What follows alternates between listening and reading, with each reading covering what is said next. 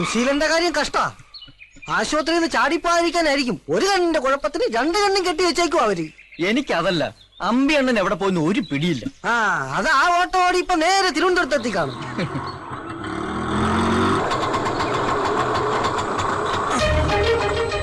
ആശുപത്രി കിടന്ന ആള് ദേ വരുന്നു. ദൈവമേ, ഇവിടെ പവർ കട്ടാ. കണ്ണ് രണ്ട് മൂടി കെട്ടിട്ട പവർ കെട്ടുന്നു. ഓ, അത് ഞാൻ മറന്നു. വാ ഇറങ്ങാശാനെ. അപ്പൊ ആശാനാണ് ഇത്ര നേരം വണ്ടി ഓടിച്ചത്. എന്റെ ആയുസിന്റെ ഒരു ബലേ.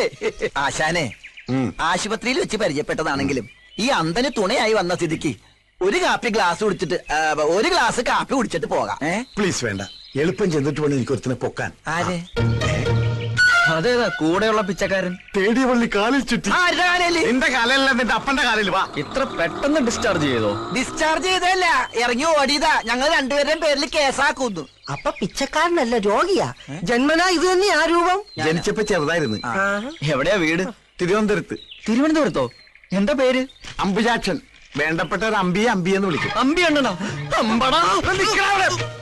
നീ ഒരുത്തരാണ് എന്നെ ഈ കോലത്തിലാക്കിയത്. അപ്പൊ മിത്രമായി വന്നത് ശത്രുവായിരുന്നാ? ഇപ്പൊ തന്നെ തിരുവനന്തപുരത്തേക്ക് പുറപ്പെടണം. അമ്പി അണ്ണ, എനിക്കിവിടെ ഒരു കുഴപ്പമില്ല.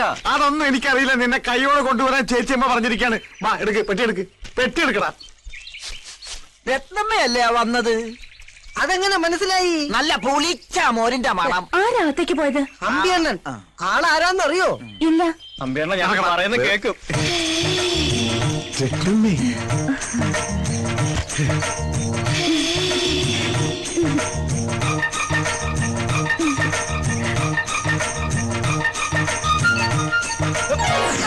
രത്നമ്മ തന്നെ പറ, ഞാനിവിടെ വന്നിട്ട് എന്തെങ്കിലും പ്രശ്നം ഉണ്ടാക്കിയിട്ടുണ്ടോ? ഇല്ലല്ലോ. ഇല്ല. ആരോടെങ്കിലും വഴക്കുണ്ടാക്കിയിട്ടുണ്ടോ? എന്നിട്ട് എന്നെ പിടിച്ചോണ്ടോ വന്നിരിക്കുവോ? ഈശ്വര, നേരോ? ഇല്ല, ഞാൻ വിടത്തില്ല. എന്താ ഈ രത്നമ്മ പറഞ്ഞ കേൾക്കില്ലേ? സ്നേഹം എനിക്കൊരു വീക്ക്നെസ്സാ. നല്ല വീക്ക് കൊള്ളുമ്പോ മാറും. ഇവനൊക്കെ പിടിച്ച് കളിക്കുന്നതും ഇപ്പൊ രത്നമ്മ കയറി പിടിച്ചത് അതിലാ. വീക്ക്നെസ്സിന് പിടിവിട്ട് പെട്ടിയുണ്ടാത്തോക്കടാ. കുറെ നേരമല്ല നിങ്ങൾ അവിടെ ഇവിടെ പിടിക്കാൻ തുടങ്ങിയിട്ട്. രത്നമ്മേ, ഇവരാരും പറഞ്ഞ് വിശ്വസിക്കരുതട്ടാ. എപ്പോഴാ നമ്മള് ഇത് പേഴ്സണലായിട്ട് കാണുന്നത്? എടോ പ്രഭുദേവേ, നീ ചെയ്യുന്നത് ചാവാനാണോ ജീവിക്കാനാണോ? താനൊക്കെ എന്നെ പോലെ സ്ലിം ബ്യൂട്ടി ആകാൻ നോക്ക്. ഇതെങ്ങനെ സംഘടിപ്പിച്ചു? അമ്പലം ചെറുതാണെങ്കിലും പ്രതിഷ്ഠ അപാരം. വൃത്തികെട്ടവൻ. കുറുക്കന്റെ കണ്ണ് അല്ലെങ്കിൽ എപ്പോഴും കോഴിക്കൂട്ടില്ല. അങ്ങനെ ഇപ്പൊ താനും സൂഹിക്കണ്ട. അത് കൊള്ളാം. ചേട്ടാ, എന്താ? കാണാൻ വന്നതാ. അപ്പൊ നീയും കണ്ടോ? കണ്ടു. ഇരിക്കുന്നു. ഒരു കാര്യം ഞാൻ പറഞ്ഞേക്കാം. വെടിമരുന്ന് കുത്തി നിറച്ച 4 അമിട്ടുകുറ്റികളാ ഇവിടെ ഉള്ളത്. തീ വേണമെന്നില്ല, വെള്ളം ഒഴിച്ചാലും മതി പൊട്ടിത്തെറിക്കാൻ. പിന്നെ DNA ടെസ്റ്റ് എന്ന് പറഞ്ഞ് ഇവിടെ കൊടി പിടിക്കാൻ വരരുത്, പറഞ്ഞേക്കാം. നിക്ക് ചേട്ടാ, ഞാനൊന്ന് പറയട്ടെ. ഞാൻ പറയുന്ന കേൾക്കാവോ? കേൾക്കാവോന്ന്? കേൾക്കാം. എന്നോട് ഇഷ്ടമുണ്ടെങ്കിൽ കാവിലെ തെയ്യത്തിനെന്ന് രാത്രി വീട്ടിൽ വരണം. അത്താഴം ഒരുക്കി ഞാൻ കാത്തിരിക്കും. വരുമ്പോഴേ വളയും ചാന്തും ഒക്കെ കൊണ്ടുവരണം. മറക്കരുത് കേട്ടോ. വരാം. തെയ്യത്തിന് അന്ന് രാത്രി മറക്കാതെ വരാം. വളയും ചാന്തും ഞാൻ മറക്കാതെ കൊണ്ടുവരാം.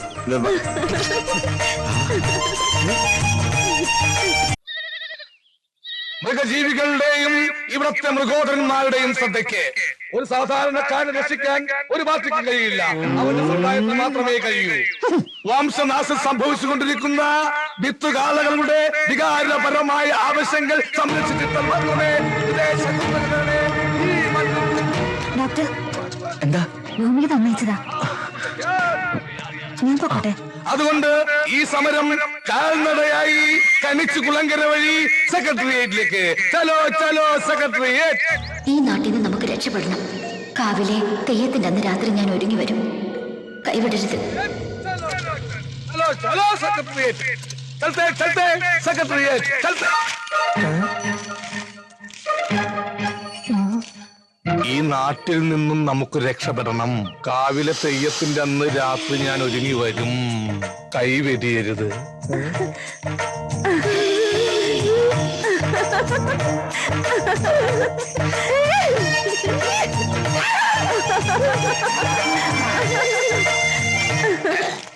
ചില സാങ്കേതിക തകരാറ് മൂലം എന്റെ സെക്രട്ടേറിയറ്റ് യാത്ര കാവിലെ തെയ്യം കഴിയുന്നവരെ മാറ്റിവെച്ചതായി ഞാൻ അസന്നിധമായി അറിയിച്ചുകൊള്ളുകയാണ്. ജയ് കാവിലമ്മ. വൈദ്യരെ,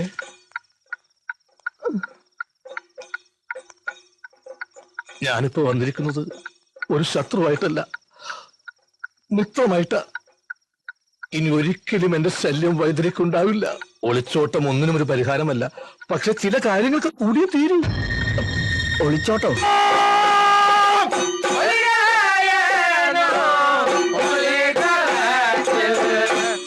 ആരും വരില്ല.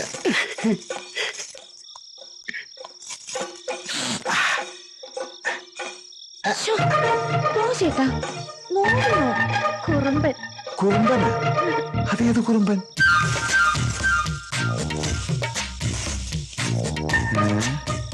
ഇതൊന്നും അറിഞ്ഞിട്ട് തന്നെ കാര്യം.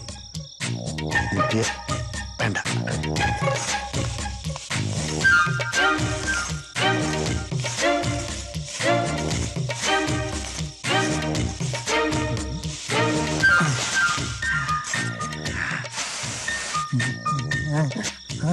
എന്താ ഇത്?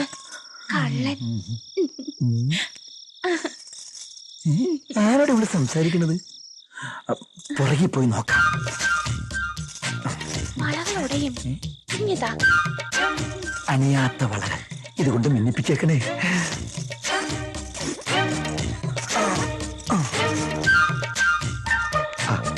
ആരുമില്ല. വേലു,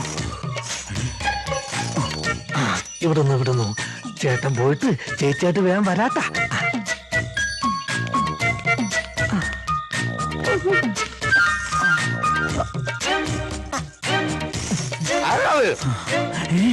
വേലുവല്ലേ? ബാൽക്കണിയിൽ ആളുണ്ട്.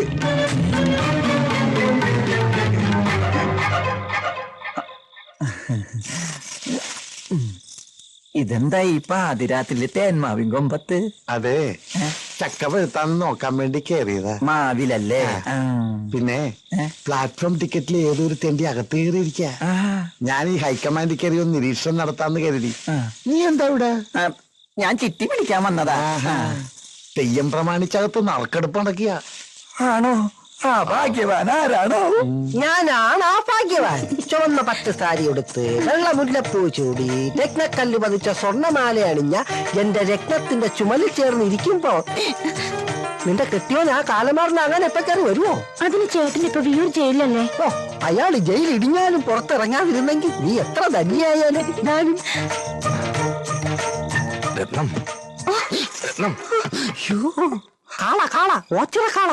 ഞാൻ വന്നു, വാതിൽ തുറക്ക്. അവൻ എന്നെ കണ്ടാ നമ്മളെ എല്ലാ ദിവസവും പൊളിയും. ഞാനിപ്പോ എവിടെ ഒന്ന് ഒളിക്കുക. എന്താ വരുന്നോ? വേഗം തുറക്ക്, നിന്റെ വേലു വന്നനാ. അത് കാളേന്. ഇപ്പൊ പുറപ്പെട്ട നേരം വിളിക്കുന്നതും ഓച്ചിറെത്താം. ഓച്ചിറയോ? രത്നം, നിനക്ക് വേണ്ടി എല്ലാം ഉപേക്ഷിച്ചു വന്നവനെ ഞാൻ. ഒടുവിൽ കാലം മാറിയത്. എന്റെ അമ്മോ, ദേ വരുന്ന പുതിയ ചിട്ടിക്കാരൻ. ഇവള് ചിട്ടിയല്ല, ബാങ്കാ. ഇത് സാധാരണ ബാങ്കല്ല, സഹകരണ ബാങ്കാ. 3 പേരെ കൊന്നിട്ട് ജയിലിൽ പോയി തിരിച്ചു വരുന്നുള്ള ഭർത്താവ് പിടിച്ചിരുന്നു. ചേട്ടൻ ജയിലിൽ ചാടി. ചാടിയോ? നീയോ? മിണ്ടണ്ട, തർക്കം വേണ്ട. ഇപ്പൊ നമുക്ക് രക്ഷപ്പെടണം. എന്റെ ഈശ്വര, ചേട്ടന്റെ കണ്ണിപ്പെട്ട വെട്ടിക്കൊല്ലും. ഇതുകൊണ്ട് രക്ഷപ്പെട്ടോളൂ. അയാളെ കൊന്നിട്ടോ? അല്ല, പിന്നെ നിങ്ങൾ ഇയാളെ വെട്ടിക്കൊല്ലാൻ വന്നപ്പോ ഇങ്ങോട്ട് ഓടി കയറിയതാന്ന് ഞാൻ പറഞ്ഞോളാം.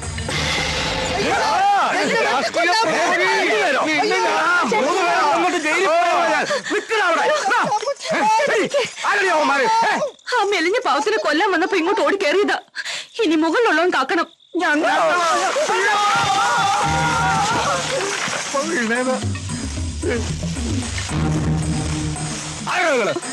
വേലു ആദ്യം കൊല്ലാൻ ഓടിച്ചിട്ടത് പറഞ്ഞു. ഇവന് പേടിച്ചിട്ട് മരത്തിന്റെ മുകളിൽ കയറി ഒളിച്ചതാ.